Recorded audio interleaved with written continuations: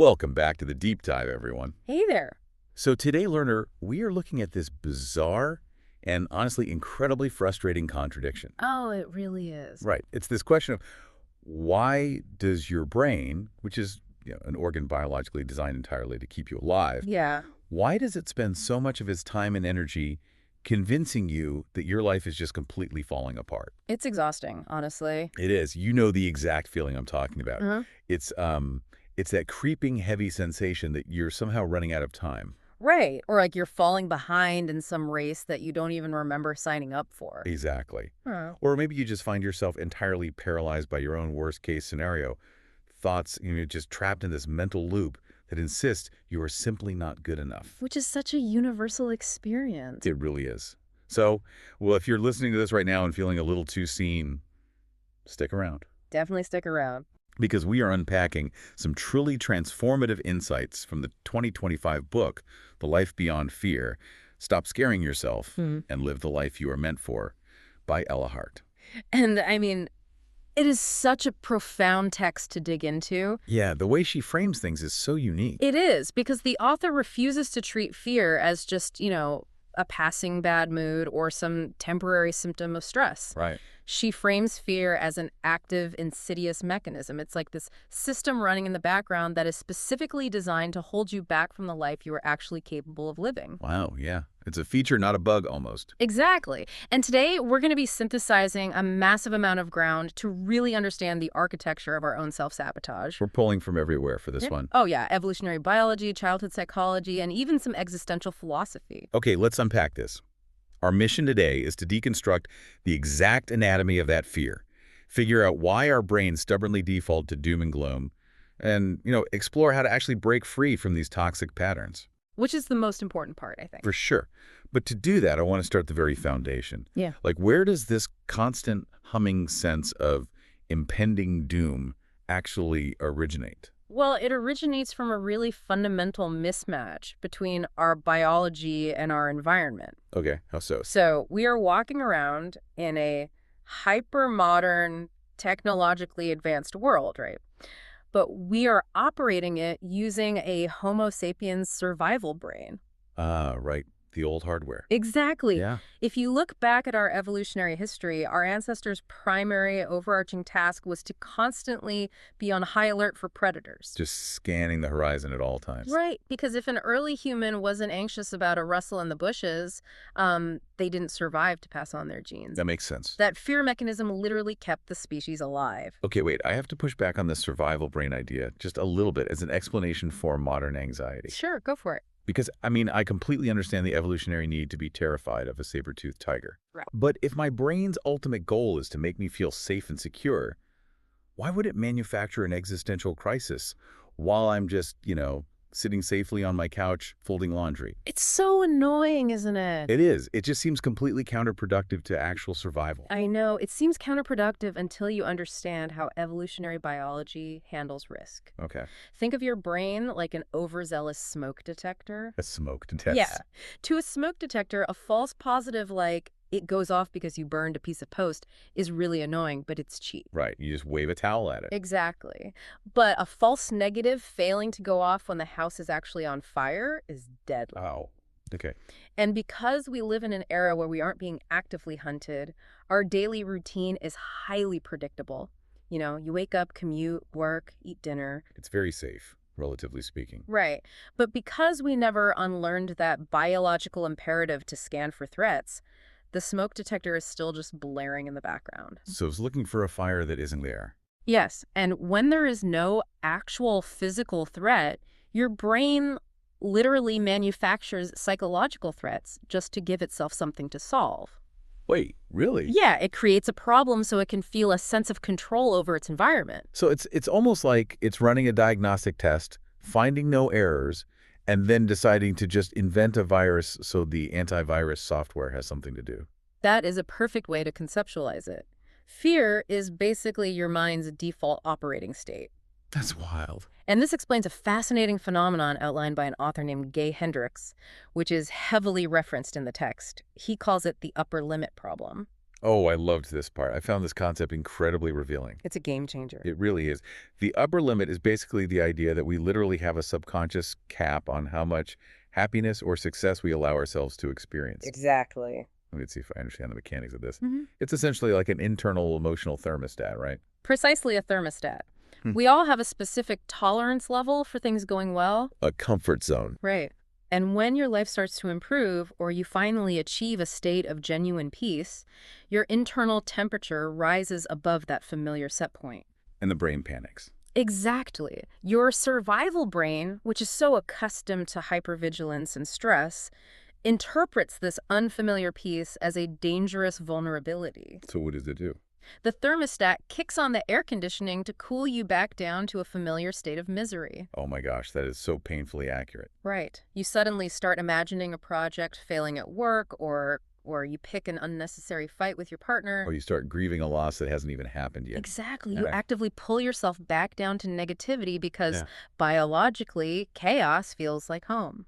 That is, wow, we are self-sabotaging our own peace just to feel the comfort of familiarity. Yep.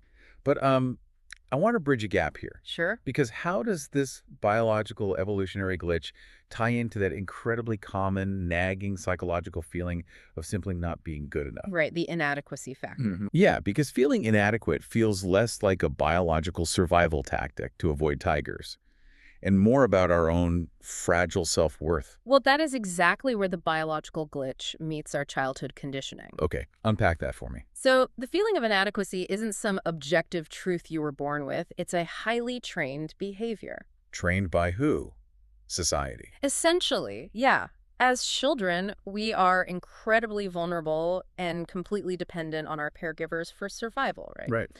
So, to ensure we get the resources we need, we are handed this invisible checklist by society. We learn very early on to measure our worth based on getting good grades, having good manners, or, being the quietest kid in the classroom. Oh, wow. So you're taught fundamentally that love and safety are conditional on your performance. Exactly. And because we never consciously rip up that checklist, we carry it right into adulthood. The boxes just change shape. The boxes get bigger and much, much more expensive. Yeah. Suddenly, the checklist isn't about getting a gold star in math class. It's about securing a high-paying job, having a flawless retirement portfolio, getting married by 30. Buying a house with a very specific Pinterest-perfect aesthetic. Exactly. And we subconsciously assume that if we just tick all those new boxes, we will finally receive that dopamine hit of parental and societal approval. We'll finally feel like we are enough. Right. But the cruel joke of the checklist is that it never actually ends.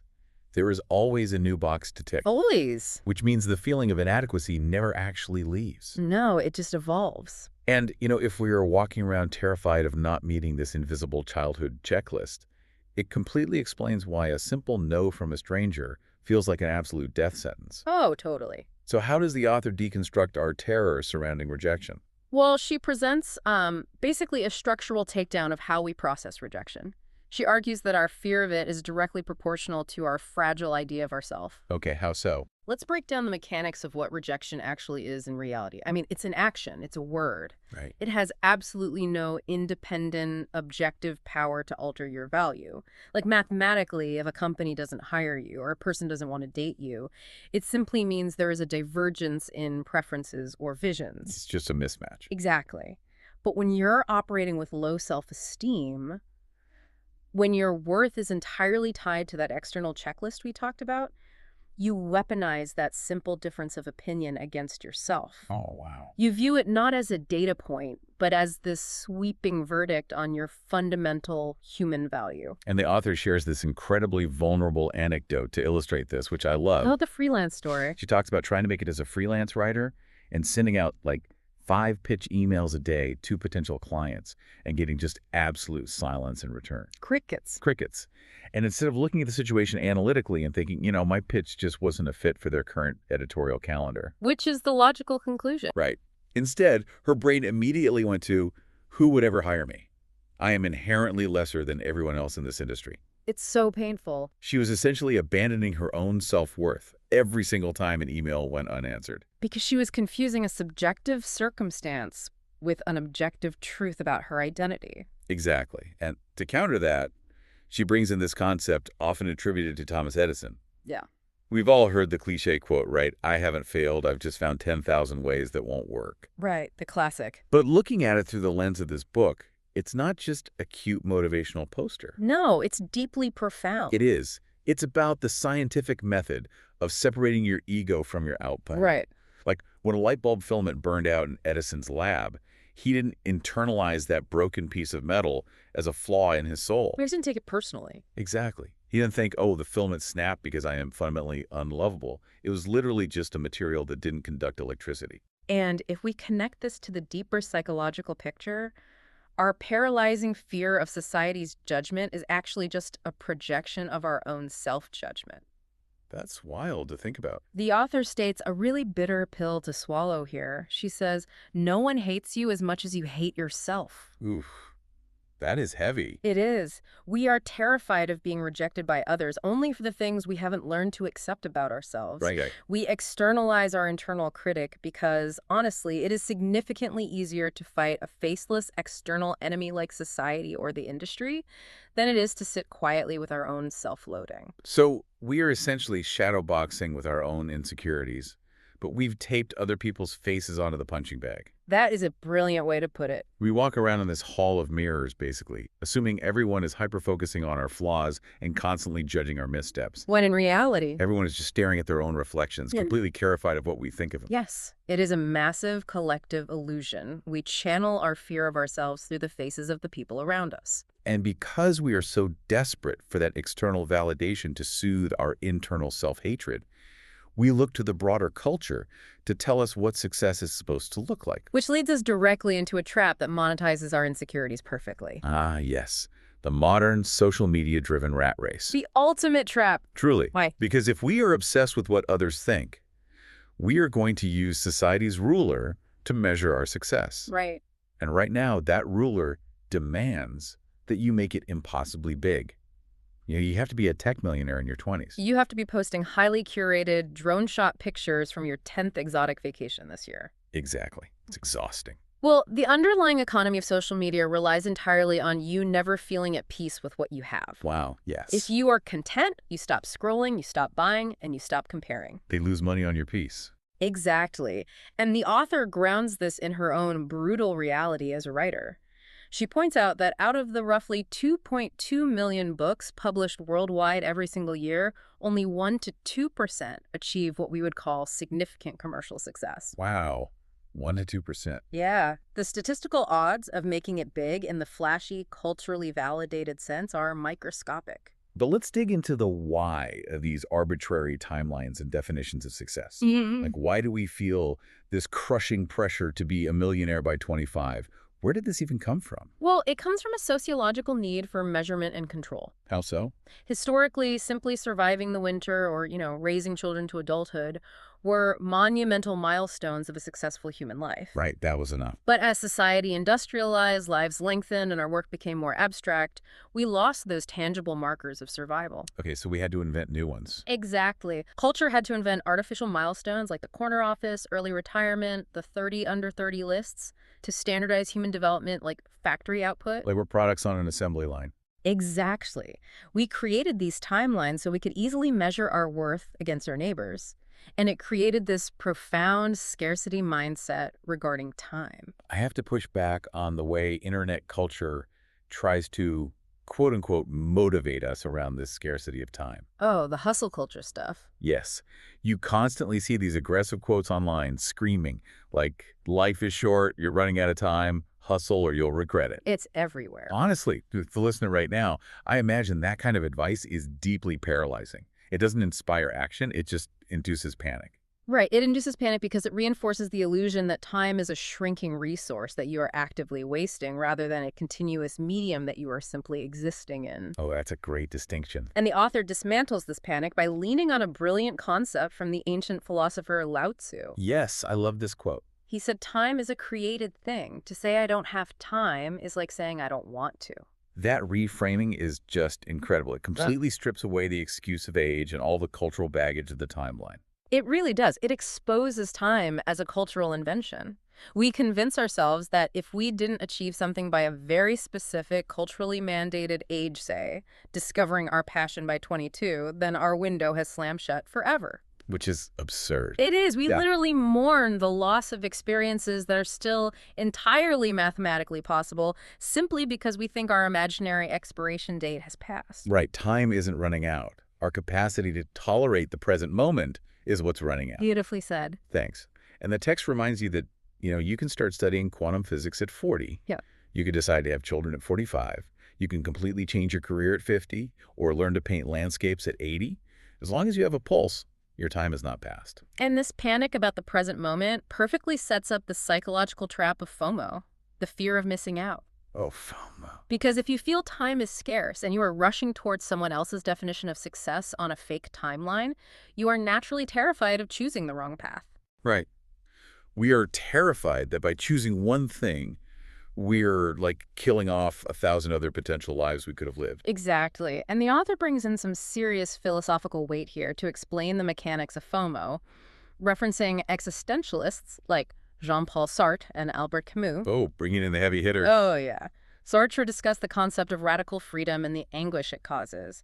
He argued that limitless choice isn't liberating, it's actually terrifying. Right. Why? Because if you have the freedom to do absolutely anything, you are 100% responsible if you end up unhappy. Oh, wow. We experience FOMO because we are desperately looking for an influencer, a trend, or a societal norm to validate a lifestyle for us. We want someone else to choose our path so we don't have to bear the heavy burden of our own freedom. So wait, FOMO is just a symptom of avoiding existential responsibility. Exactly. That is a fascinating diagnosis.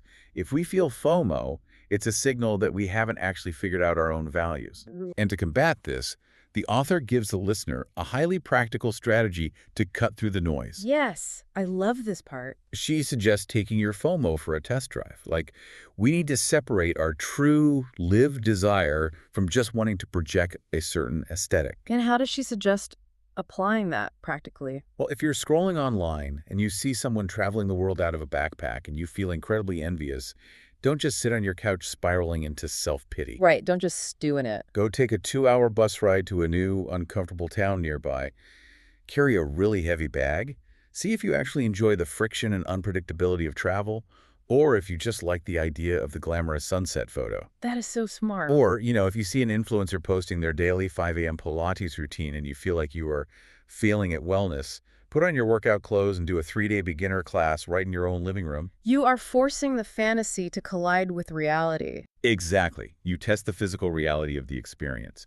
And what usually happens is you realize that not everything shiny is meant for you to carry. Right. The author highlights that there is profound self-care in intentionally choosing to miss out.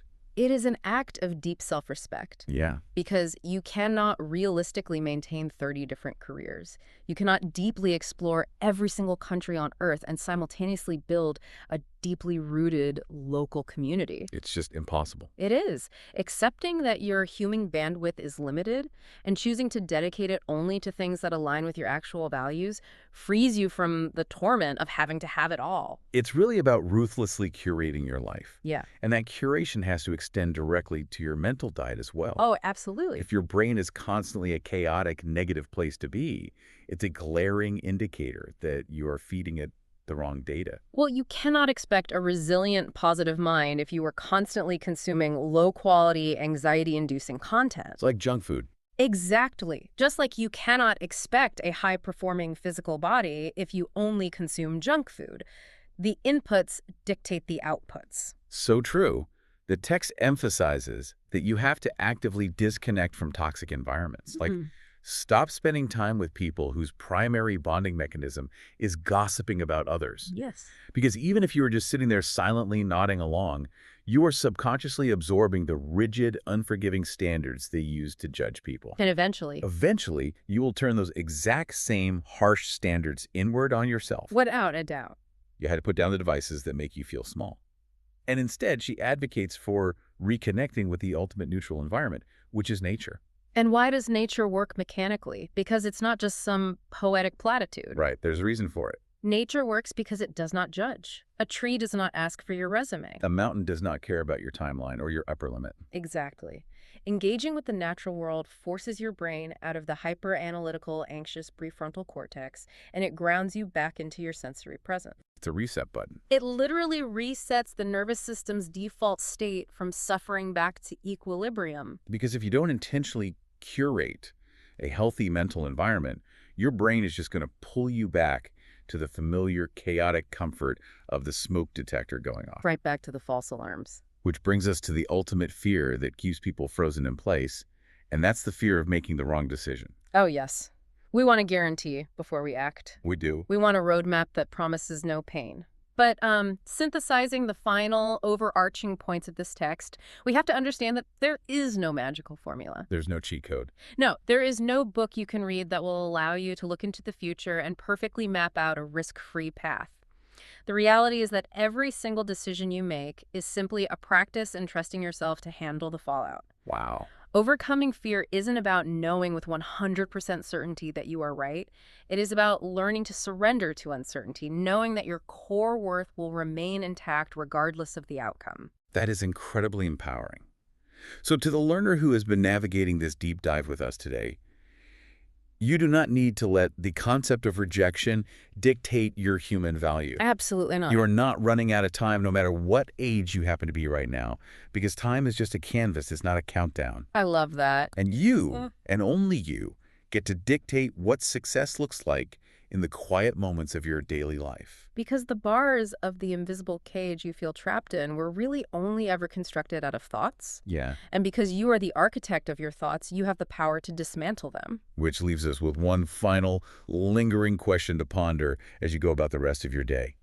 If so much of your fear is just a recycled survival instinct from cavemen and a collection of arbitrary insecurities handed to you by kids on a playground decades ago, Which it is. what would happen tomorrow if you stopped treating your fear as a warning sign about your future and started treating it simply as a historical artifact of your past?